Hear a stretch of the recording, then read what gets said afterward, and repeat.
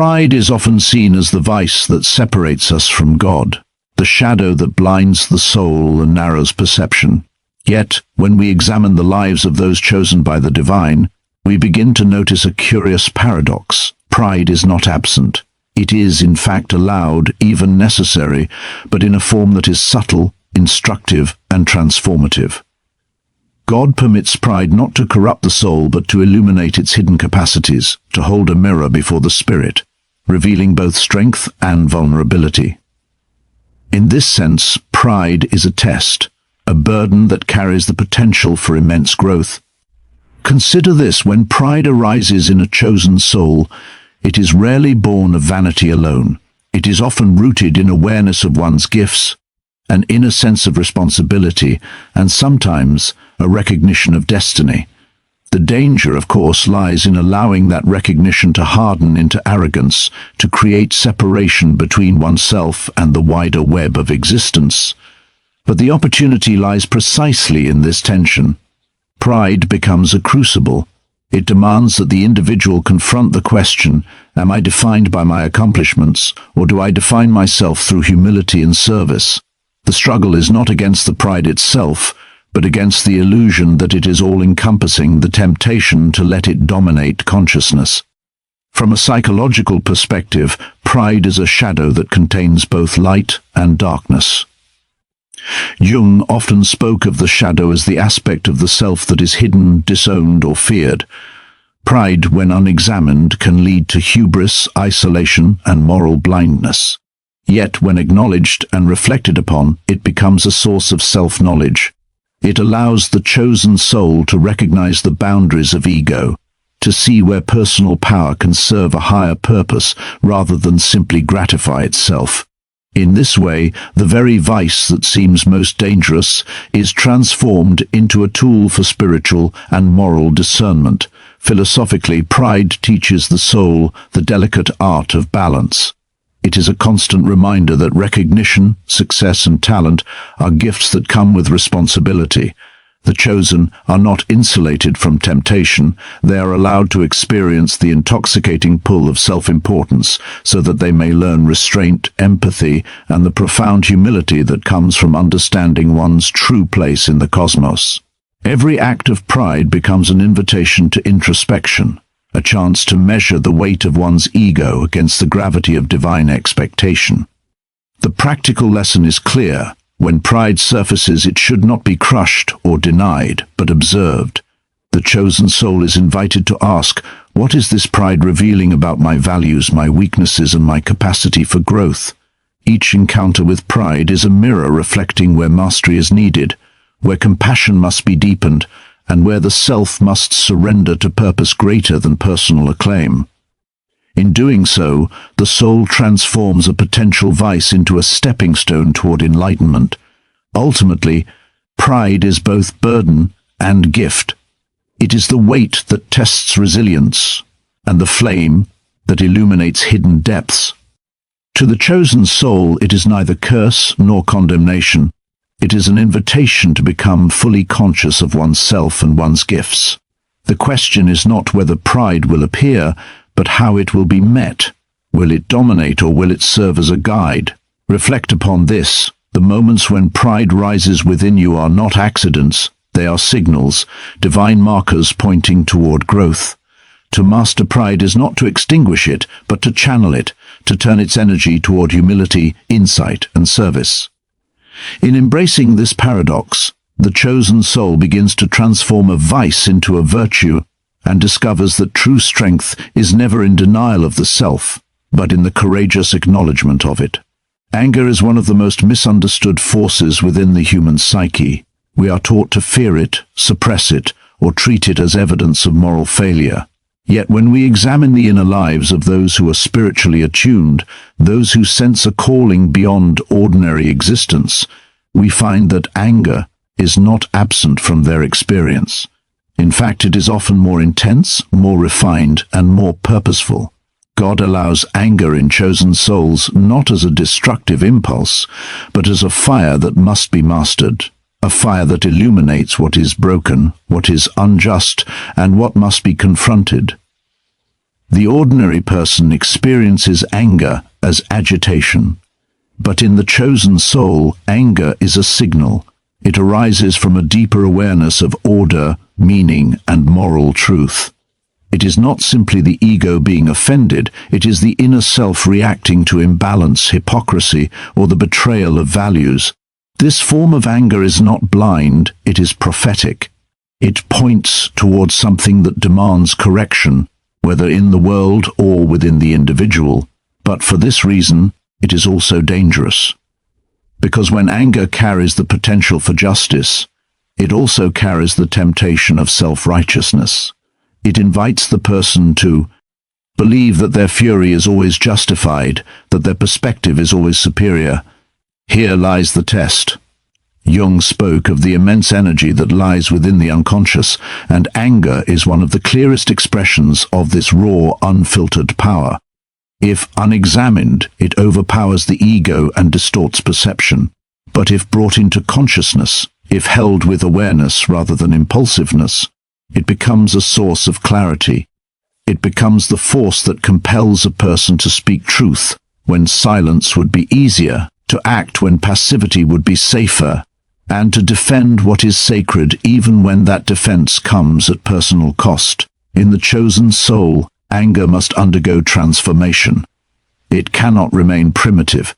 It must evolve into courage, discernment, and moral responsibility. This transformation happens not through repression, but through understanding. Anger reveals your boundaries. It reveals what you value. It exposes the places where you have tolerated disrespect or injustice for too long. And it forces you to see where you have allowed fear to silence your convictions. In this way, anger becomes a teacher, stern, intense, but undeniably honest. Philosophically, anger challenges the chosen soul to maintain inner alignment. It asks, is this energy shaped by ego or is it shaped by conscience? That question is the hinge upon which transformation turns. When the ego answers, anger becomes aggression. When conscience answers, anger becomes purpose. The difference between the two is not external behavior but internal motive. Even the most peaceful person may feel intense anger when witnessing cruelty. But that anger becomes noble when it remains anchored in compassion rather than domination.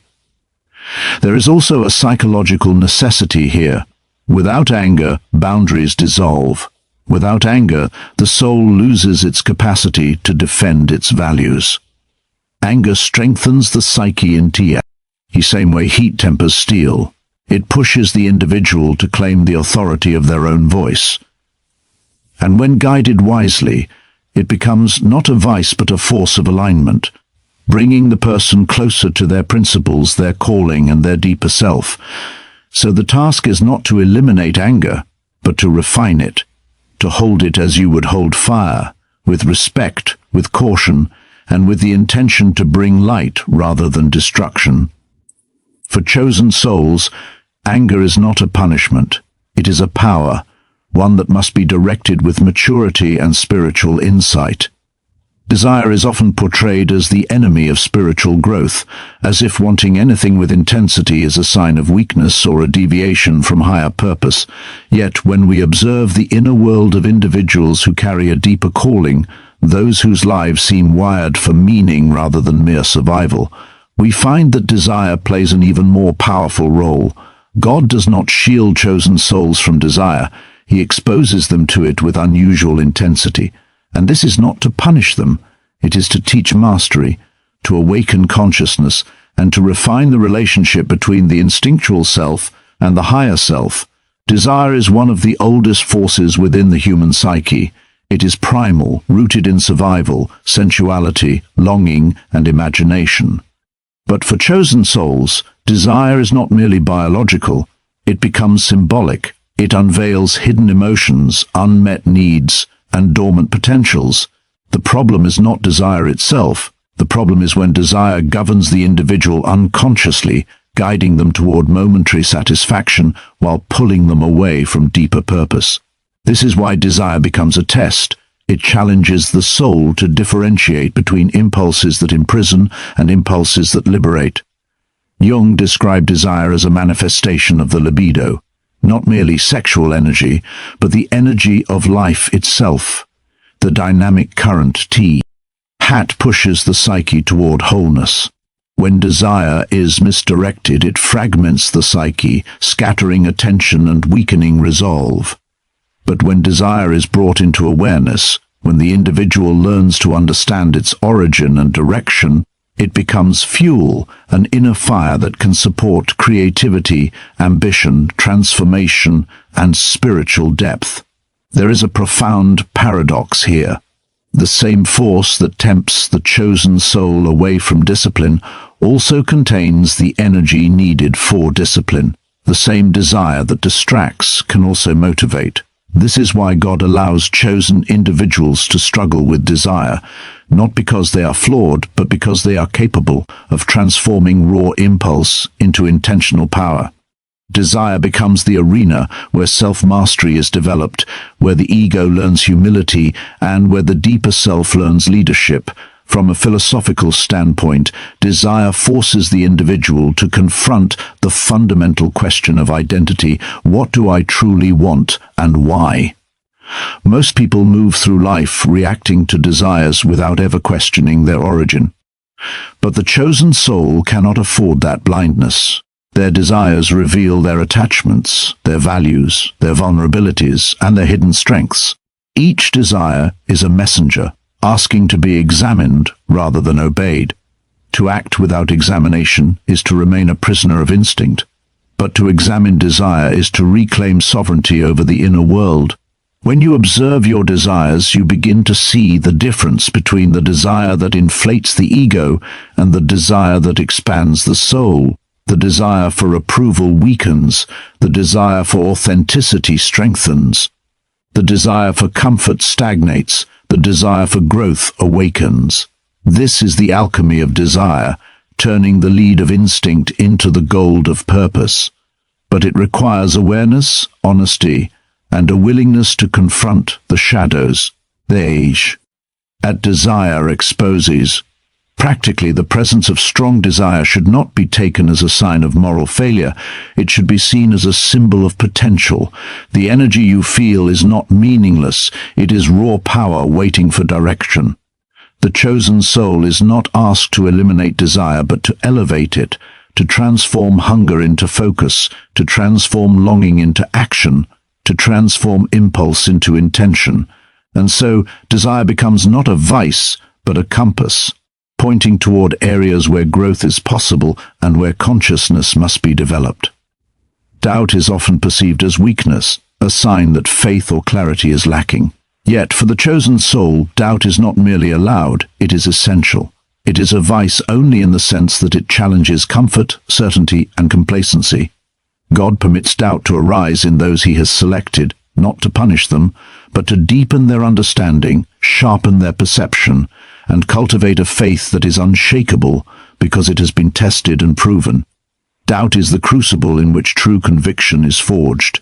We tend to fear doubt because it creates discomfort. It unsettles the mind and shakes the familiar structures upon which we rely. But in the inner life of a chosen soul, this discomfort is intentional. Doubt exposes the illusions that we cling to and forces us to confront the gap between perception and reality. It is not an enemy, it is a guide, a teacher that says, look deeper, question more. Do not settle for superficial certainty. Without doubt, belief remains fragile, rooted in habit or convenience rather than in understanding. With doubt, faith transforms from something inherited or assumed into something consciously chosen, something that arises from insight and confrontation with the unknown. From a psychological perspective, doubt operates as a mirror of the unconscious.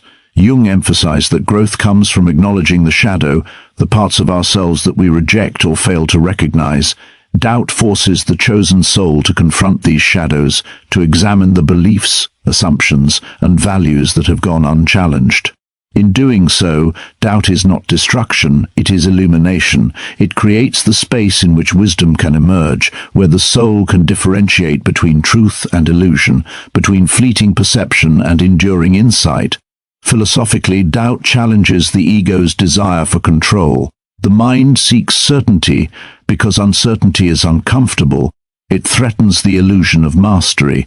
But the chosen soul learns that true mastery is not control. It is awareness, adaptability, and the capacity to navigate the unknown with discernment. Doubt is the tool that dissolves rigidity, allowing the individual to remain open to growth, to learning, and to transformation. It strips away the arrogance of assumed knowledge and reveals the subtlety of life's complexity. The presence of doubt also teaches humility. It is a constant reminder that no one possesses complete understanding and that all knowledge is provisional, subject to revision and insight. For those chosen, doubt is not to be resisted but engaged with. It is a dialogue with the self and with the divine, a challenge to think critically, to feel deeply, and to act with intentionality. Each moment of doubt carries the opportunity to choose reflection over reaction, to select conscious engagement over passive acceptance. Merio. Doubt strengthens resilience. A faith or purpose that has never been questioned is fragile, but one that has been scrutinized, tested, and wrestled with becomes enduring. The chosen soul is allowed to doubt precisely so that they may emerge stronger, more aware, and more capable of living in alignment with higher truths. In this sense, doubt is a form of divine pedagogy, not a punishment, but a preparation, not a flaw, but a force for refinement. So, when doubt arises, it is not an indication of failure, it is a signal of elevation. It is the soul being invited to move beyond certainty into depth, beyond assumption into understanding. The presence of doubt is not to be feared, it is to be welcomed as a sacred companion on the path of growth. Remember this, doubt is the hammer that tests the steel of belief. The chosen soul does not escape doubt. They engage it, wrestle with it, and emerge tempered. When doubt appears, it is not a curse. It is a call to awaken, to question, and to cultivate faith that is alive, conscious, and resilient. Attachment is one of the most subtle and insidious forces in the human psyche. It is rarely recognized as a vice because it often masquerades as love, loyalty, or dedication. Yet in the life of a chosen soul, attachment is deliberately allowed by the divine, not as a punishment, but as a test and as a teacher. The attachments we form to people, outcomes, ideas, and even our own identities create tension within the soul, revealing where freedom is needed and where surrender is necessary. The chosen are permitted to wrestle with attachment precisely because it exposes the areas where growth is essential. Attachment arises from a desire for security, for permanence in a world that is inherently transient. The ordinary mind clings to the familiar, to comfort, to the assurance of continuity. But the chosen soul cannot be fully bound by he familiar, because their path requires adaptation, courage, and an openness to life's uncertainties. Attachment, then, becomes a mirror reflecting the boundaries of the self, showing where fear, dependency, or ego-driven need reside. It is a subtle vice because it often feels virtuous, love for a person, dedication to a cause. But when unexamined, it constrains the soul and obstructs its evolution. From a psychological perspective, attachment is intimately tied to the shadow. Jung described the shadow as the part of ourselves we fail to recognize, often containing both our greatest weaknesses and our hidden potential. Attachments illuminate these hidden regions. They expose the unconscious beliefs and patterns that dictate behavior, showing where we are most vulnerable to loss, disappointment, and emotional turbulence. The chosen soul is allowed to feel this tension so that awareness may arise. When examined consciously, attachment transforms from a trap into a tool, a guide that teaches discernment, resilience, and the subtle art of surrender. Philosophically, attachment challenges the soul to confront impermanence. The world is in constant flux, and nothing can be owned, controlled, or held indefinitely. The chosen soul learns that freedom does not mean detachment from reality or indifference to relationships, but mastery over the need to control outcomes. Attachment becomes a teacher of non-possessiveness, of understanding that life's treasures, love, success, connection, are gifts, not entitlements. When the soul internalizes this lesson, attachment is no longer a vice, it becomes a vehicle for liberation. Attachment also serves another purpose. It clarifies values. The objects of our attachment, whether people, passions, or ideas, reflect what we hold sacred. By observing where attachment is strongest, the chosen soul gains insight into priorities, desires, and key inner moral compass. This awareness allows for intentional action rather than unconscious reaction. Instead of being driven by need or fear, the soul begins to act from understanding, choosing connection over clinging, commitment over obsession, and presence over dependency. Ultimately, attachment teaches the delicate balance between engagement and surrender. It forces the chosen soul to confront loss, to navigate impermanence, and to cultivate a heart capable of deep love without being enslaved by it.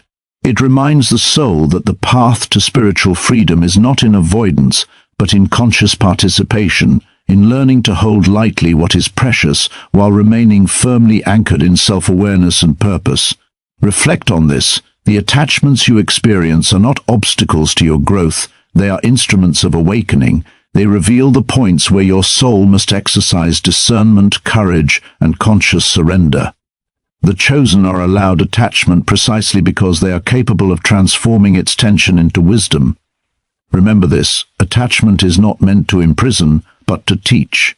When you meet it with awareness, it ceases to be a vice and becomes a bridge, leading you from dependency to freedom, from fear to insight, and from the illusion of control to the mastery of self. Even the chosen soul is not exempt from the vice of self-obsession, yet this is not the crude narcissism we often condemn. It is subtler, more insidious, and often masked as ambition, introspection, or self-care.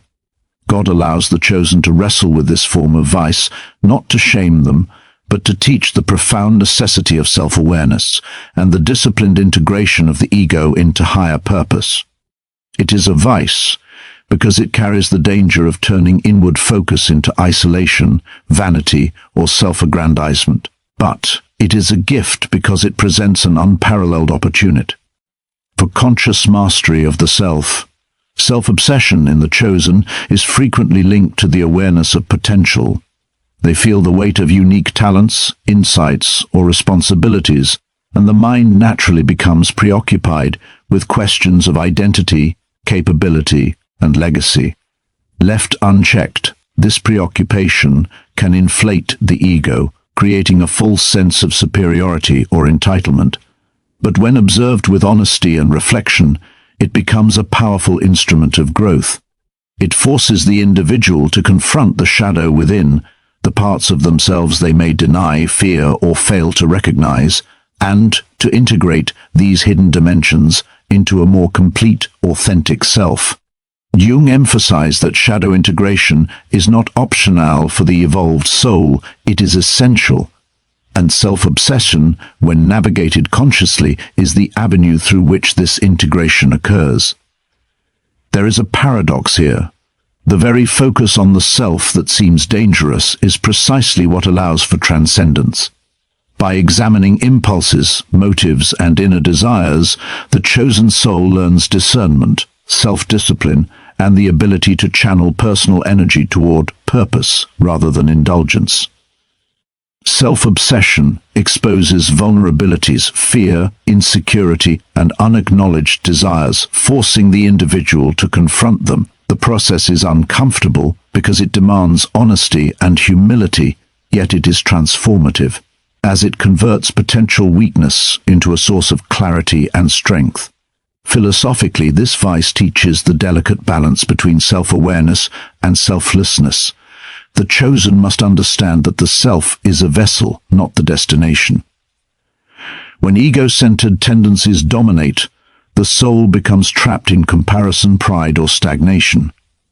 When the ego is acknowledged, examined, and directed, it becomes a conduit for higher action, creativity, and spiritual alignment.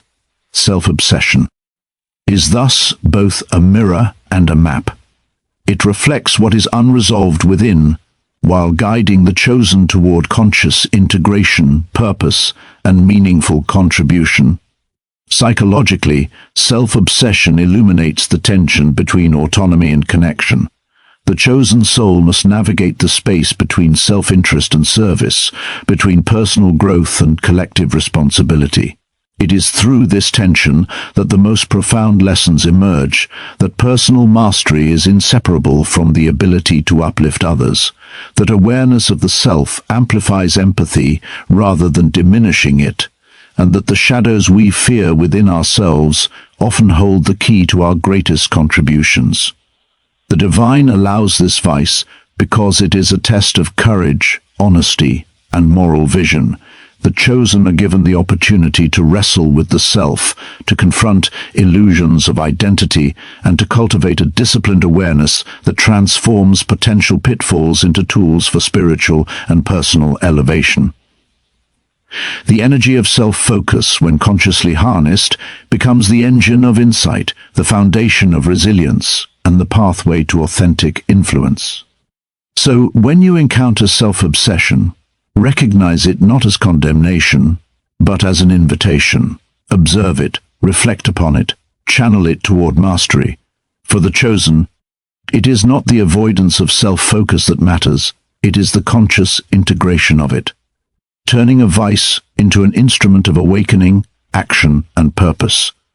Remember this, the self that is examined and disciplined becomes the instrument through which divine potential is realized.